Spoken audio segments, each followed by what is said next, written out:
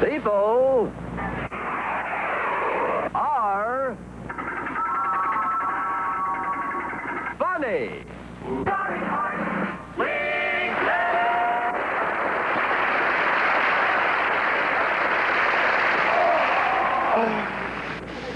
Feels good to yawn, doesn't it? You know, a funny thing about yawns? They're contagious, aren't they?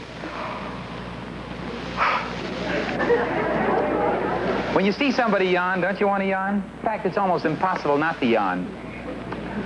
Let me pick 3 people out of the audience. I want to try a little quick stunt here just for the fun of it. Let me see some hands of people who'd like to play a little game with me here, huh?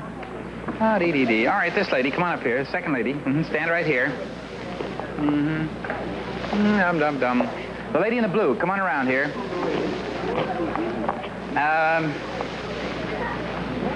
The red-headed fella. You stand right up here. And he'll stand up here. Now, I'll tell you what we're going to do. I want the audience to cooperate with me now. Everybody look up this way. Because for 30 seconds, I want everybody to yawn their heads off. Stand right up there. And if these 3 people can keep from yawning while looking right at everybody, the whole 400 people yawning, for 30 seconds, I'm going to give you each a beautiful Hoover convertible vacuum with 2 gears for high and low carpets. You'll love it. You're Mrs.? Bram. Mrs. Marie Bram. From? Baltimore, Maryland. And you're? Louise Engelman. From? California. And you? Lou Hunter from Hollywood. And you're married? Yes, I am. Your wife would like a vacuum then, wouldn't she? Now, everybody serious. Everybody look out in the audience now. You must not yawn, but you must watch people. All right, now it's up to you folks to really help me out here now. Everybody start yawning. You're not yawning. Out there. Look at that one.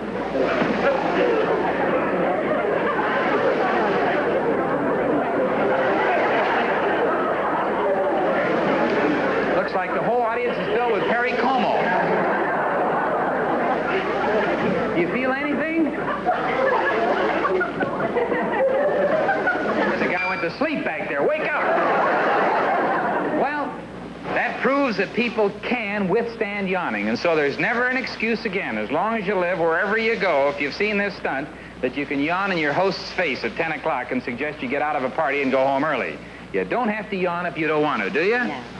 You've all done beautifully. And you can yawn your way back to your seats now. Stay awake through the rest of the show and see me afterwards, and I'll give you each a nice Hoover. All right. There you are.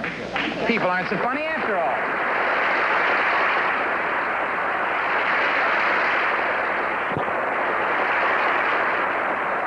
Ladies and gentlemen, the $15,000 Rolls Royce.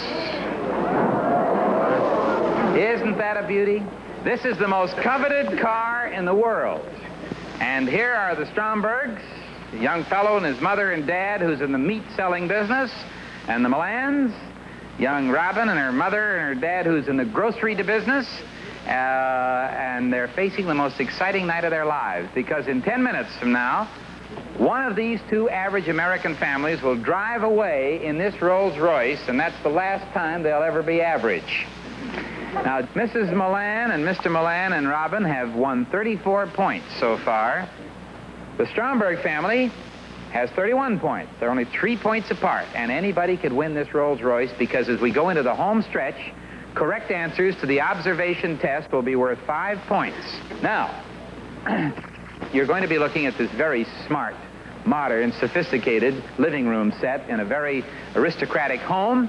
A little sketch featuring our own Pat McGeehan, and who plays the part of the very formal butler, as you can see, and starring Viola Vaughn and Billy Bletcher. Viola Vaughn is the grand lady of the sketch, and as you are now observing everything that happens, I say, action. Crumley? Crumley! Yes, Lady Brentwood. I'm sick and tired. Call the doctor. Doctor, you heard what she said. Come at once. What detained you? Well, I'd have gotten here much sooner, but a patient just gave birth to 9 babies. 9 babies? Isn't that rather unusual? Yes, most Cocker Spaniels have from 3 to 6. Hurry and examine me, Doctor.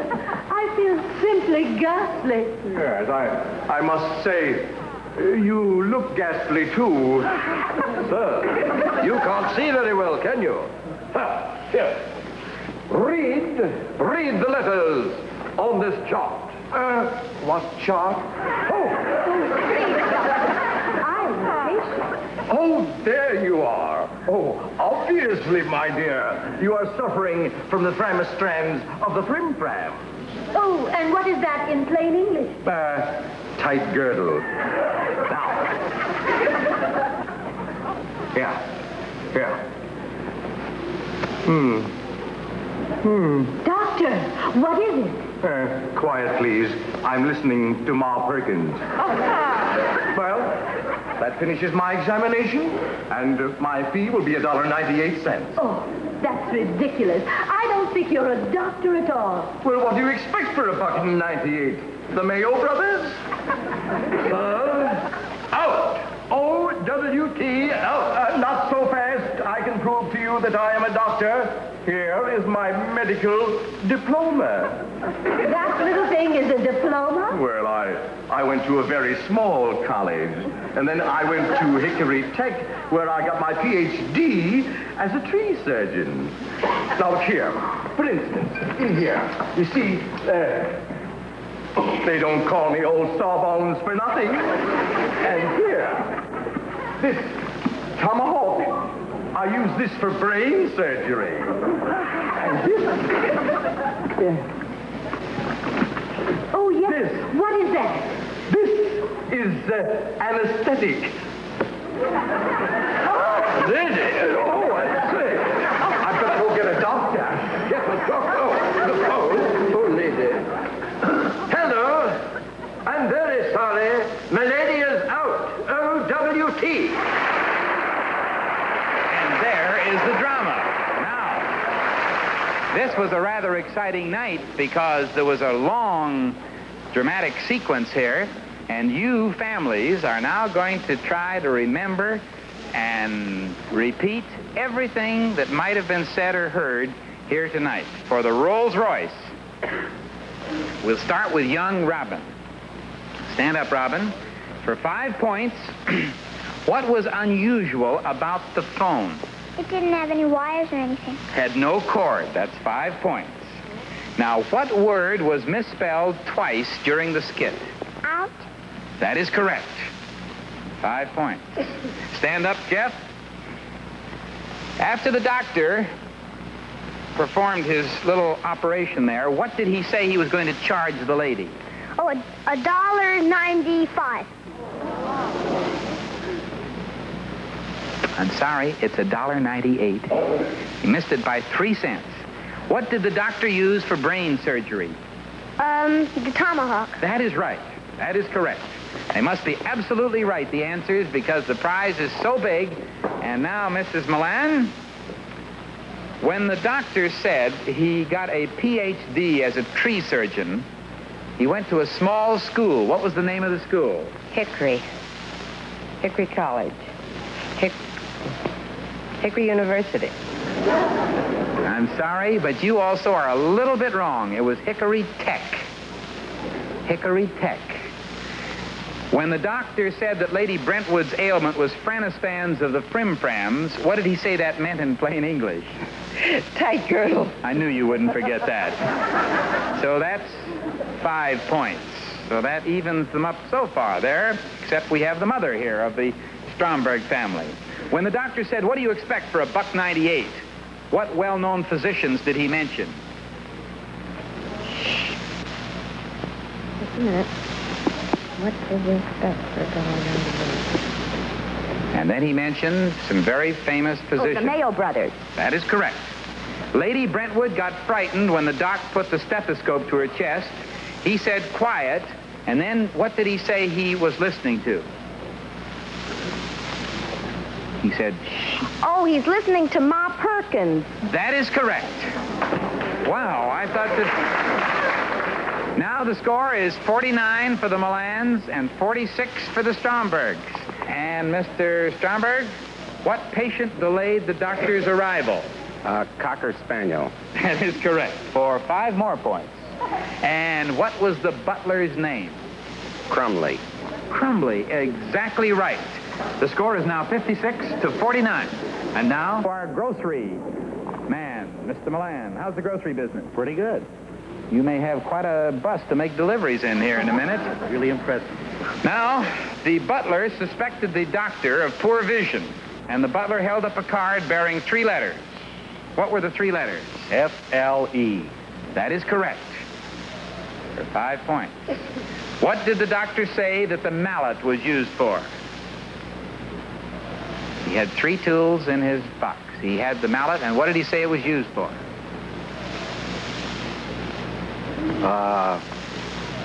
Anesthesia. That is correct. And so the final score is Milan's 59, Stromberg's 56, and so the Milan family from the grocery department wins the Rolls Royce.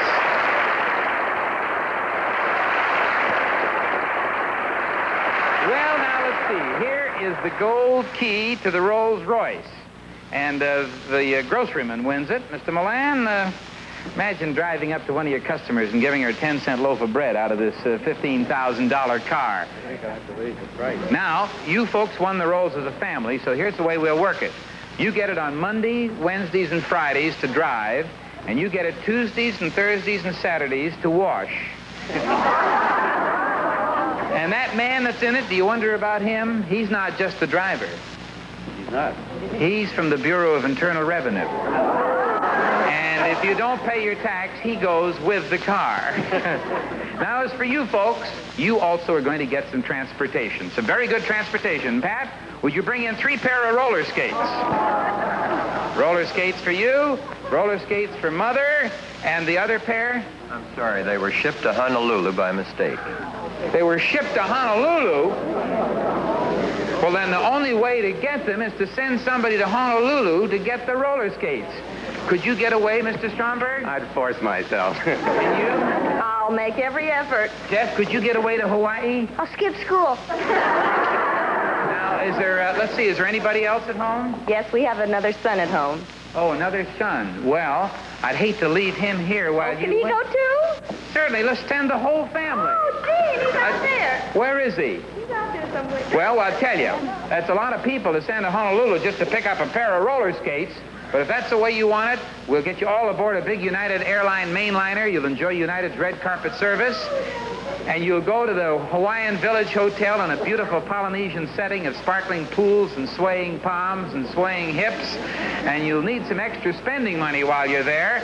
So would you bring out that wheelbarrow full of silver dollars here? Wait a minute. Yeah, hold it right there.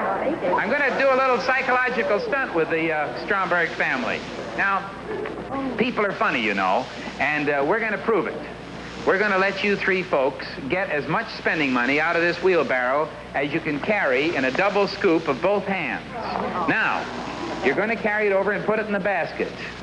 Now, here is the little stunt. I think this is very interesting. You can get as big a scoop as you want and take it over there, but if $1 drops to the floor, you lose that double handful of money.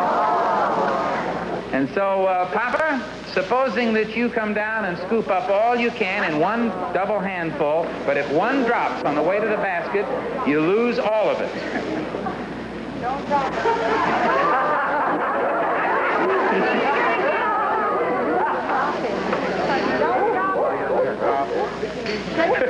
Isn't that awful to see those drop? Take it back.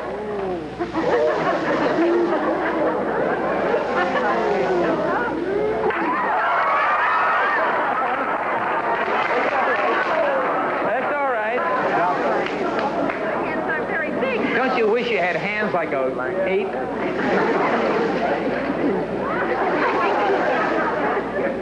You put them on there.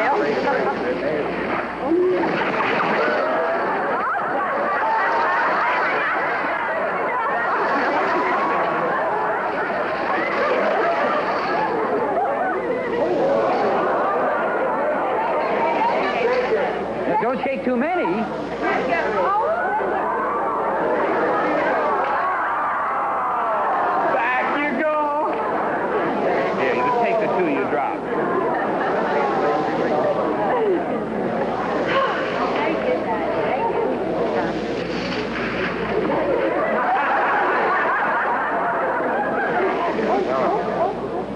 Very good.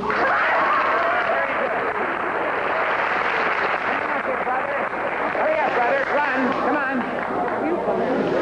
Since he wasn't in on the contest, we'll give him a double handful. He's going to Hawaii. Come on, old boy.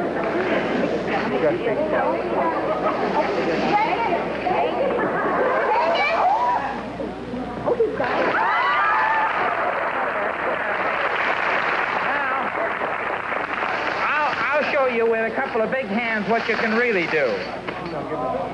This is for Mama. That's for you. I took a little stand-in for Mama, and 2 more. Well, we've had a lot of fun.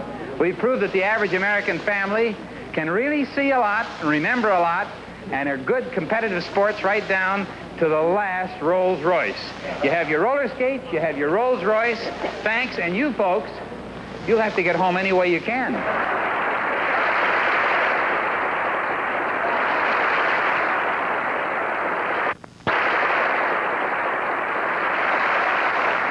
You've all heard the old saying that a dog is a man's best friend. Maybe true, but did you ever try to borrow $5 from a Cocker Spaniel? In my opinion, as much as I love dogs, I believe that a man's best friend is usually another man. And we're going to try an experiment with a fella, and we're going to put this theory to a test. Would you come out here, Mr. Fred Gebhardt? Howdy, Fred. We've asked you to be on People Are Funny because we know that you are a bachelor, right? Yes? You have friends around town. You've lived here how many years? Oh, 16 years. Now, Mr. Gebhardt, what do you do for a living? I'm a theater manager for Fox West Coast Theaters. Now, earlier, before we came on the air, we asked you for the names and phone numbers of some of your best men friends. Yes. Now, we've picked one here. How well do you know a Mr. Julian Porter? Pretty well. Mm-hmm. How long have you known him? Oh, 6, 7 years. He's a married man or a bachelor? Yes, married. Married, uh-huh. You know his wife? Yes, I was the godfather of the children. You were the godfather. Well, you must be very close friends. What's his wife's name? Valerie. Uh-huh. She a pretty girl? Very pretty. Uh-huh. We want to see if you can phone him right now. That's his number. And borrow something. And if he'll lend it to you, we're going to give you a $1,000 bill. You're kidding. I'm not kidding. See that money? Don't believe it. That's I've never seen a $1,000 bill. That's it, right there. Isn't that interesting? That's Cleveland. Cleveland, yes. Right there. It's $1,000. $1,000 bill. Isn't that wonderful? Ooh, I hope he has it, what I can borrow from him. I notice a little more interest in the stunt on the part of Mr. Gebhardt right at the moment. Now, we just want you to prove that he's a good friend. That's all. So you're just going to phone him up and borrow something, anything, nothing valuable, something he has around the house. Let me try to think of something. How about his wife? His wife. Now, Gee, I mean, huh? But what? I mean, what? What's doing? Well, now look. Tell him, this is the story. Now you remember this. Tell him that you've been invited to a fancy barbecue tonight in Santa Monica. Mm-hmm. It's an emergency situation. You can't go without a girl. Now, if he's your best friend, he won't turn you down. You can't say you're from People Are Funny. Just phone up and say, Fred or Julian, tell him this is an emergency. No, so far he hasn't turned me down in anything, but I didn't ask much. Well, this isn't asking much. Remember, you're not going to keep her. There's going to be no harm come to her. She's just going along for a couple hours on a party. Mm-hmm. You got that? Yeah. You don't sound very sure. Now, remember, this is a friend of yours. We're proving to the whole nation that a man's friendship for another man is a wonderful thing. All right, Fred, you got 2 minutes to do it in. The time starts when he answers. And if you can do it in 2 minutes, you got $1,000. I think you'll get an answer one way or the other. All right, just sit right down there on the edge of the desk. You got an outside line. Lift it up. You got to lift it up. You got the dial number? I remember it. You remember it. This ought to be very interesting. See what a good friend this fella is. Tell him to go to a double feature.